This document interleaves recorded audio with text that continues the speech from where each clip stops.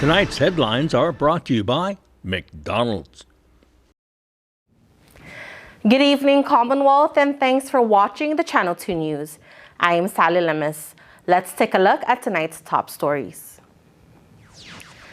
Legislators prepare their closing remarks about a loaded year and a ton of boost money. Also tonight, a business who received perhaps some insider boosting is still closed. And a look back at the stories that shaped 2022. Stay with us, these stories and more are next.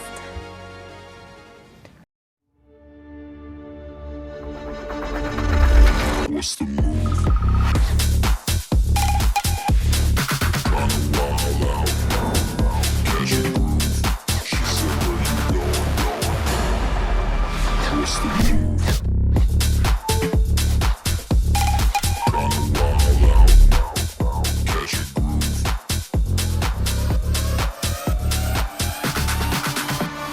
What's the move? And there you have it, McDonald's new crispy chicken sandwich. From the makers of the world's most stolen fries. The juicy chicken sandwich from the place that offers extra napkins for a reason. The tender chicken sandwich from the creators of a sandwich phenomenon. So you won't just be biting into a chicken sandwich, you'll be biting into McDonald's new crispy, juicy, tender chicken sandwich. Ba-da-ba-ba-ba.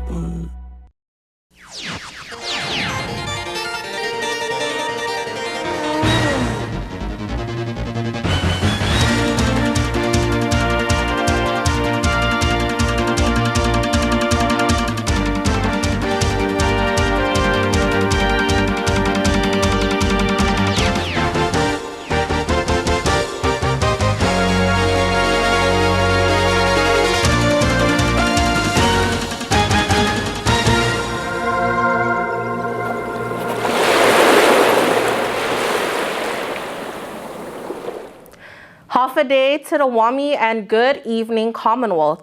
Today is Wednesday, January 4th, 2023. The 22nd House of Representatives will be meeting for the last time tomorrow.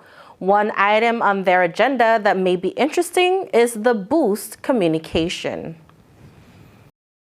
The House Ways and Means Committee, together with the Judiciary and Governmental Operations Committee, is expected to deliver their findings from the past boost hearings tomorrow, the last session for the 22nd House of Representatives. According to House Speaker Edmund Villagomez, the two panels did not meet the timeline to submit an official committee report. Instead, it will be delivered as a House communication, which can still be picked up by the next set of legislators. The safest bet is to put it out as a House communication that should any member in the incoming 23rd legislature, House or Senate, want to pick up the ball and run with it again, it's a public document that they can recycle or bring up again. Villagomez, for his part, says the past boost hearings has been quite interesting. You think you know, but you have no idea, and it just really blows your mind what you find in these investigations. So I just hope something comes out from the committee and to inform the public, because the intention of the boost program, I guess in the beginning it was meant well, but with what we've seen in these hearings and meetings, especially with witnesses, there's so many inconsistencies, so many discrepancies, and maybe unfairness and conflicts of interest. House Speaker says if there is ever another opportunity to roll out a program like this, serious policies must be in place. It was discussed during the meetings, and even the witnesses have shared ideas. It is my hope that, like I said, if we ever get the opportunity to roll out a program like this, that it's strict. We have guidelines. We have ways to, requirements, and also, for the sake of transparency, accountability, and responsibility, that we, at the very least, take notes and and call the meetings properly and all that, have all that formalities in place and have all that the agendas and all that in place, so that when applicants are being reviewed, they're being reviewed properly and to the to the highest standard. Tomorrow's session is set for 10 a.m. in the House chamber. Despite hundreds of thousands of dollars in boost money, a Garapan tea store is still closed. Our Milan Goodwin is in Garapan for a closer look and finds a locked-up shop. How much was Flower Tea House awarded, Mr. Taisugi? Pareho talong no urikyuso.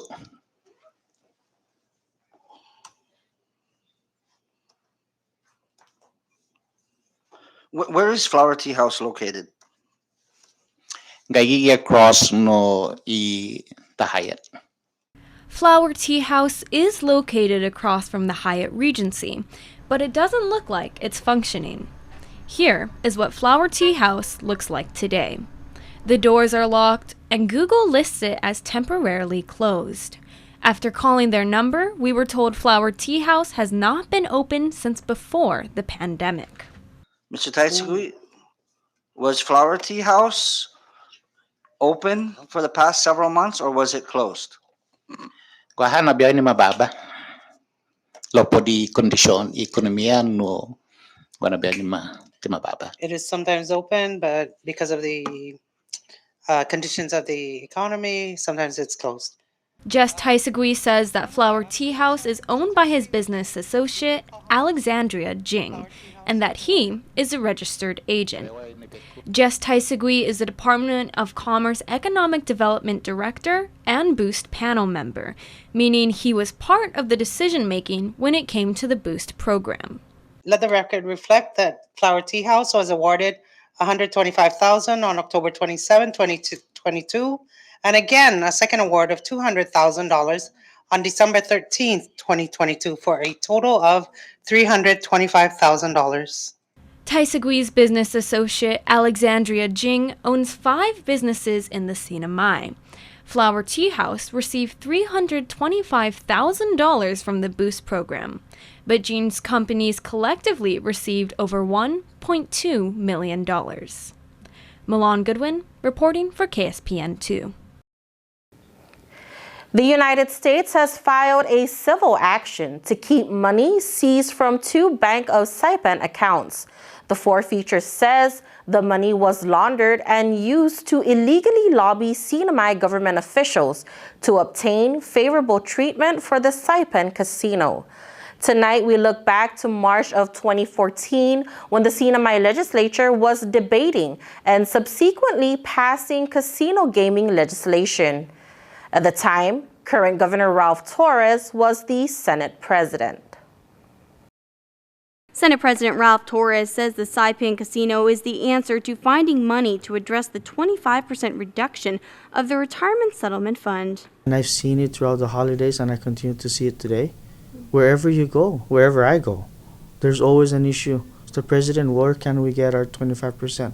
When can we get our DB plan interest back?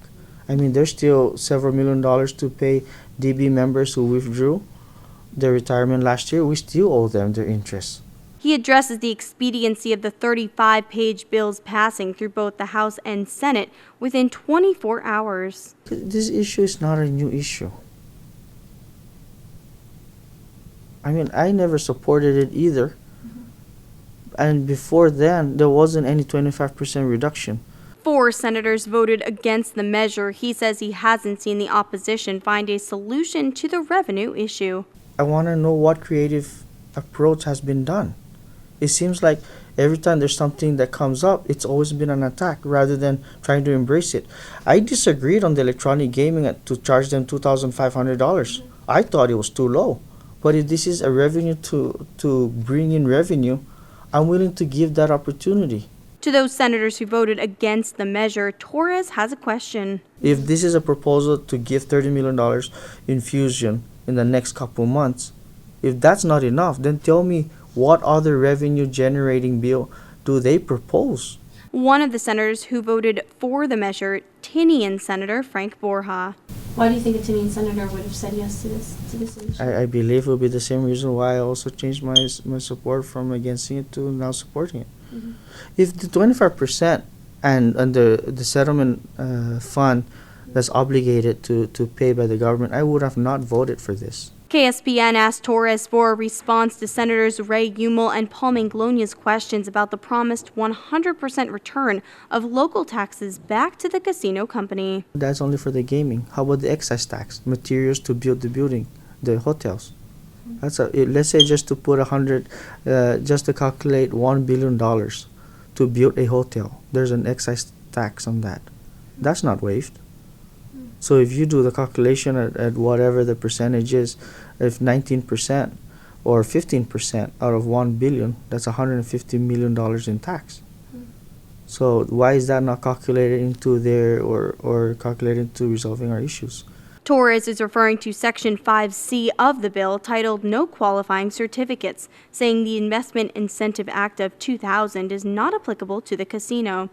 Some investors have expressed interest in a Saipan casino, according to Torres. We have so many people here as come here and says, oh, we have investors, $1 billion, $2 billion. Money's not a problem. Money's here. We need this bill. Okay, if this is an issue then, that a lot of our people here has so-called investors, okay, we need the money now. Let's put it on and let's put it into vote. The Senate President addresses some residents questioning why a public hearing was not held before the Senate's passage. Saipan voters said no to a casino initiative in November of 2007. I've watched several public hearings as well. Mm-hmm. And we've had public hearing that you have 8 people come. You have public hearings that 30 people come. So at the same time, is that you have 8 people that's supporting it? Is that recommend or 8 people againstting? Is that enough to represent the population? Again, I'm not saying that the issue is not new. That's the reason why we moved on it. Torres says he did speak with Governor Eloy Enos. As of interview time, the bill was not transmitted to the governor. He says he hopes Enos signs it into law. Who are the next cabinet members, and what is the current state of each government department and agency? The Transition Committee fills us in on those details. More than a dozen courtesy resignations of cabinet members and special assistants have been turned in, as the new administration is set to officially take office next week. As of now, civil service employees within the department and agencies are serving as the acting secretaries and directors. The Transition Committee says no official selection of cabinet members have been made yet, and interested individuals are welcome to submit applications. At one time, Governor-elect Arno, publicly announced that he wants people to submit application. At that time, we don't have anybody yet, in line to put as a cabinet, secretaries. But if we start getting those applications, those are the time that, we know for sure, who are qualified people. So I hope that it will help us to select. Vice Chairman Clyde Narita says there is no rush and this decision should be made properly. I believe that sometimes this week there will be a more firmer picture of who might be and so forth. But again, there's no rush to appoint somebody by January 8th or January 9th on Inauguration Day. The committee held a press conference earlier this week, stating that their main focus is to gather all transition reports by the end of this week. The official certification of election results played a huge role in the delay of the transition process. I am happy to report that 28 of those teams have come back with completed reports. Now we're just waiting for the rest to come in. Now there are setbacks from the transition point of view because, number one, we tried to make initial contact, taking the initiative from our members to reach out to departments and department heads and ask to start meeting and discussing about what is the expectation of the transition team. Cooperation is probably 50%. The other 50% of the department heads or board members have basically told us that no access until such time that the certification is complete. So that was a delay also. And it really add on to the issue of what's going on. Another setback was access to a software that handles finances. We have a challenge that just last week, Wednesday, we were given access to the Muni system. So all of our financial transition team members are the majority of the delay right now, because the access to munis, the access to financial records, financial documentation was a challenge for them, and they're still crunching it out. Their goal is to deliver these reports to Governor-elect Palacios and Lieutenant Governor-elect Apatang before the inauguration. Coming up, outgoing members of the Senate congratulate the next Senate president. Stay tuned.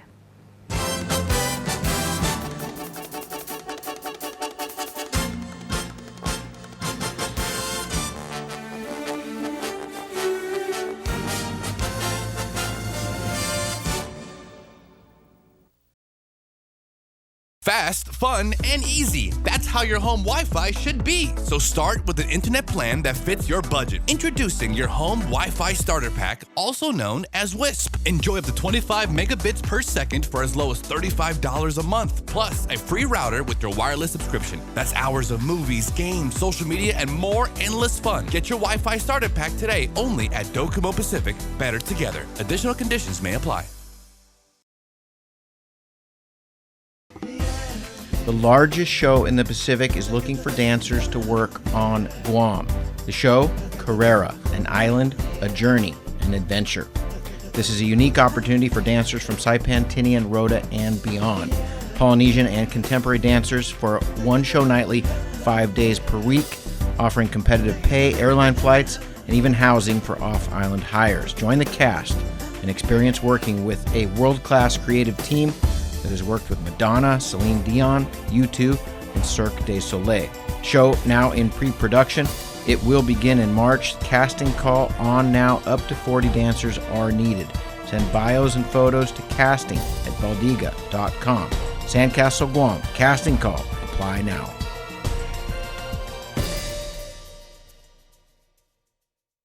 Welcome back to the Channel 2 News. Capitol Hill says goodbye to the 22nd legislature.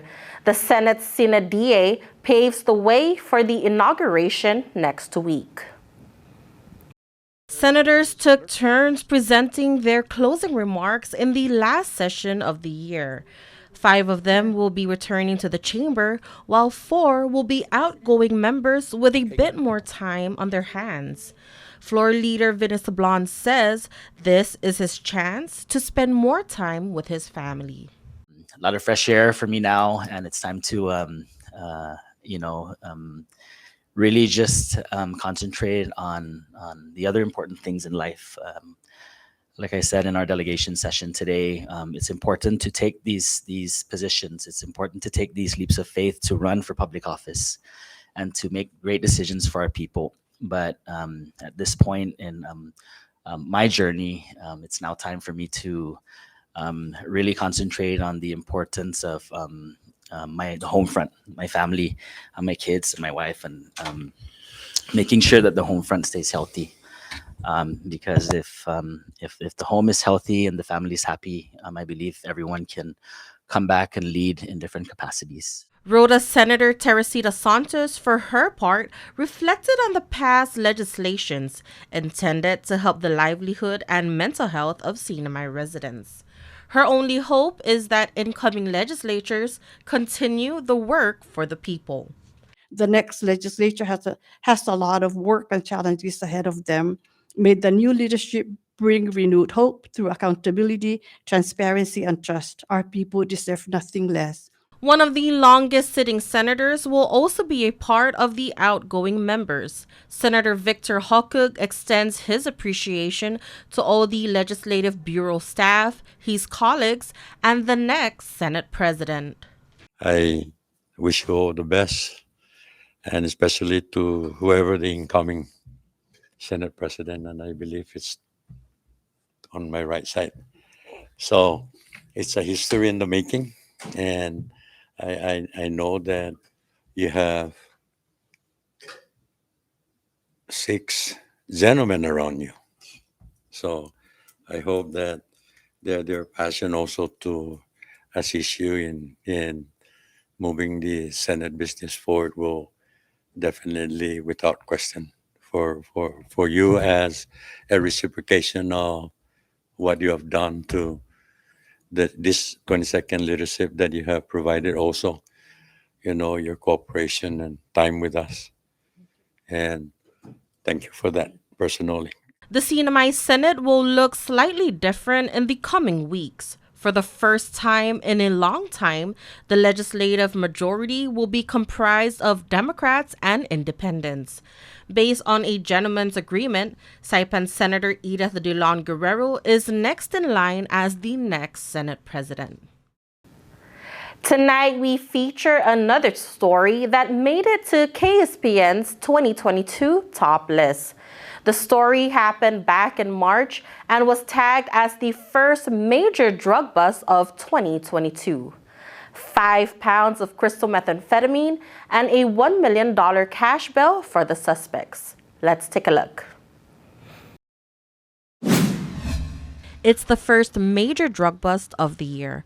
On Saturday, March 19, Customs Officer Franklin Sablon conducted a routine inspection at the Chalankanawa Post Office and seized approximately 4.9 pounds of crystal methamphetamine, commonly known as ice. In a press conference with customs officials this morning, it was learned that the meth was smuggled out of California and into the CNMI through 3 wooden cases containing Chinaware, and it was hidden inside the cardboard cutouts used in packing fragile items. That is stopped at the border, at the post office. And so the street value for this is $400 to $500 per gram. You do the math. That is $1.1 million worth of ice. The alleged drug smuggler is 49-year-old Yu Zhu Zhang. Zhang, a Chinese national, has been charged with Count 1 importation of contraband, Count 1 illegal possession of a controlled substance, and Count 1 trafficking of a controlled substance. Bail is set at $1 million. According to court documents, the parcel was addressed to a private mailbox in Garapan. Customs Bureau of Contraband Enforcement, along with the DPS Drug Task Force, established surveillance operations at the CCC post office. Zhang picked up the package at around 12 p.m. and officers made their move. Zhang was arrested and brought to DOC. During an inventory of his car, police discovered 19 small clear plastic baggies of meth weighing at 26.3 grams. More than $4,000 was also found in his car. Director Moffness says it's his first time to see meth being smuggled in the form of powder. Captain John Sablon of the BCE explains that drug smugglers have gotten creative over the years. This is actually a really time-consuming way to smuggle drugs. I mean, someone had to put dope in here one by one, and then we have three wooden cases. For fiscal year 2021, Customs was able to seize 443 grams of meth, 4.2 grams of cocaine, and 318 grams of marijuana at all ports of entries. Colonel James Dillon Guerrero states this interception underscores the importance of adequate resources that the division needs to continue protecting the borders. Dillon Guerrero is the CNMI's former police chief who vowed to continue the war on ice. In the case of the drug dealer, they only need to get it right once. In our case, we have to get it right all the time. So all of these additional resources, be it manpower or equipment, is something that is currently being given to us at our request, so that we can also increase our capacity by introducing additional manpower resources to better protect our borders, but also at the same time developing new methods through the use of new technologies to be able to intercept drugs more efficiently. Director Mofna states his division remains zero tolerance of the war on drugs and illegal contraband. The responsibility to protect our borders is not the Delta Force or the Special Forces or the Navy SEALs. It's the CNMI, Division of Customs and Biosecurity Officers. We are responsible in protecting our borders. So war on drugs, it's every day, yes. War on any other destructive goods coming in, that is continuing. It's zero tolerance for us. All right, folks, don't go anywhere. We have sports up next.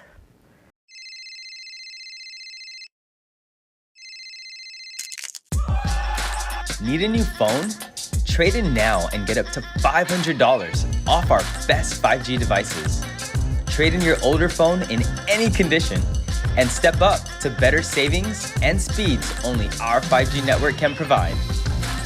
Check out our website and catch up on the best mobile experience. Trade in now. Docomo Pacific. Better together. At one of Saipan's beaches, this mother lays about 100 eggs under the cover of darkness. She hides her nest as best she can and then slowly makes her way back to the ocean. The eggs hatch and the babies head for the sea, where they will face a daily dose of danger. Just 1 in 1,000 will make it to adulthood. Those that do will one day lay their own eggs. Sea turtles are protected under CNMI law. If you see one that is stranded or if you see illegal activity, call the hotline at 287-8537.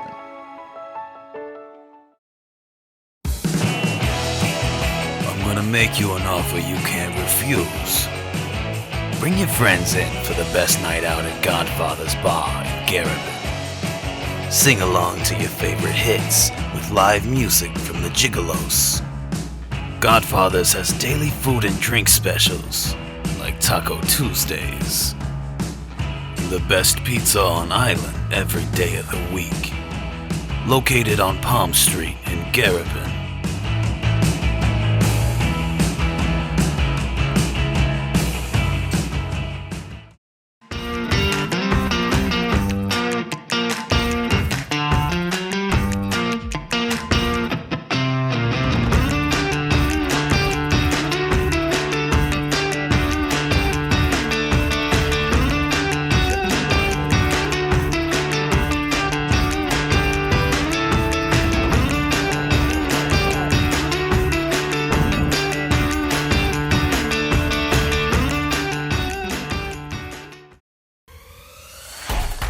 Tonight's sports brought to you in part by Tan Holdings through the Tan Su Lin Foundation, making communities a better place to live.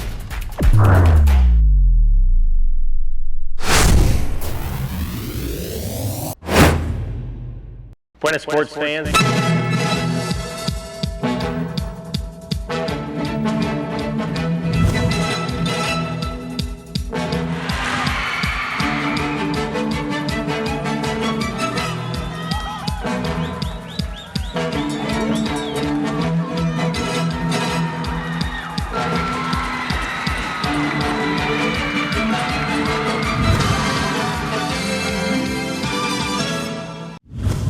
And for our sports report, we take a look back at what probably is the greatest game of 2022. It was a full house at Tonko Field for the first baseball game held there in 4 years. It's been a long road back for the NMI's national pastime. 2 super typhoons did major damage to the facilities, and the field just got finished a day or two before the tournament. Mood, very festive, standing room only in the crowd that circled around the entire field. Governor Torres throws out the first pitch.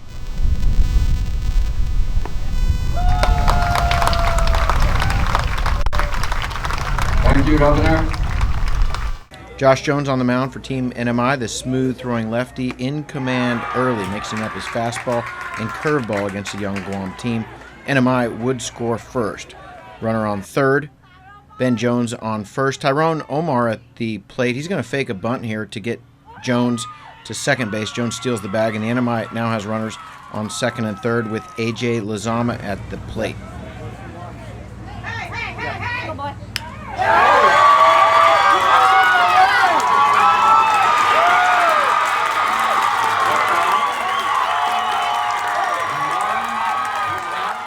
Lazama dives into third, and he's got 2 RBIs, and NMI is on the board, and that's going to give Jones a little breathing room. NMI would add a run in the fourth. Francisco Nakamura at the plate. And that's a solo home run for Franco Nakamura. Making the score now 3-0. It's a solo shot, 3:30 down the line. NMI now up 3-0.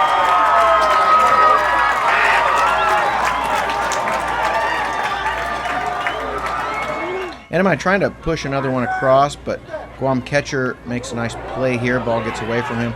Shane Yamada takes off for second, but he's stopped in his tracks, realizes the throw's going to beat him, and then he's tagged out in the rundown. Jones would take a no-hitter pretty deep in this game, but Guam would get a hit, break up the no-hitter, and squeeze a run across in the top of the fifth inning to make it 3-1. NMI would add another insurance run in the bottom of the frame. Shane Yamada on first, Tony Tenorio at the plate.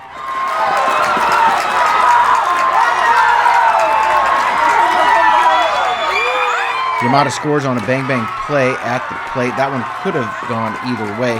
4-1 now, and Jones tosses a complete game, giving up just one hit with 14 strikeouts, and this one's in the books. NMI 4, Guam 1. After the game, NMI and Guam shake hands. The NMI will play Palau next, and that will be held on Saturday night.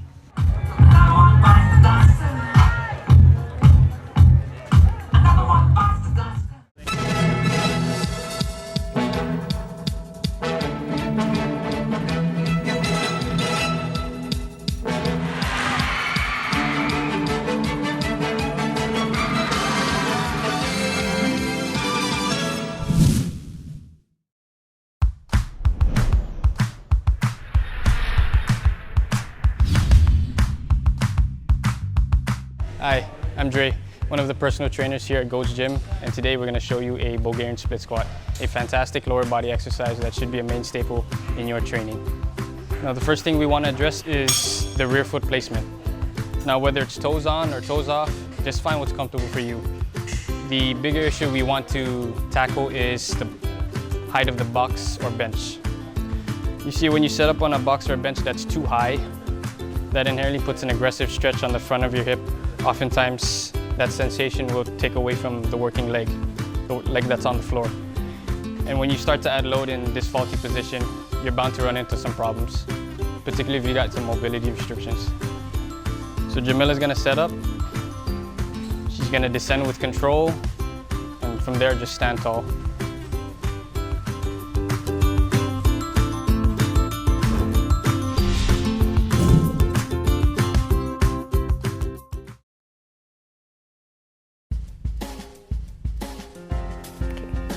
Tonight, mostly cloudy with scattered showers and isolated thunderstorms. East winds 15 to 20 miles per hour.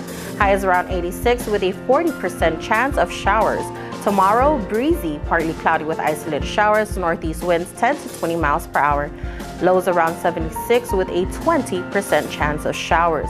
The marine forecast sees up to 7 to 9 feet today through Thursday, briefly rising to 8 to 10 Thursday night and to Friday. Moderate to fresh trade winds with occasional strong gusts will produce conditions hazardous to small craft through Thursday. Yes, a small craft advisory is in effect. High tide will be at 11:52 a.m., low tide 5:43 p.m., sunrise 6:44 a.m., and the sunset 5:59 p.m. And that wraps up your midweek edition of the news, sports, and weather here in the Marianas. Thank you so much for watching KSPN, and we hope we see you back on Friday.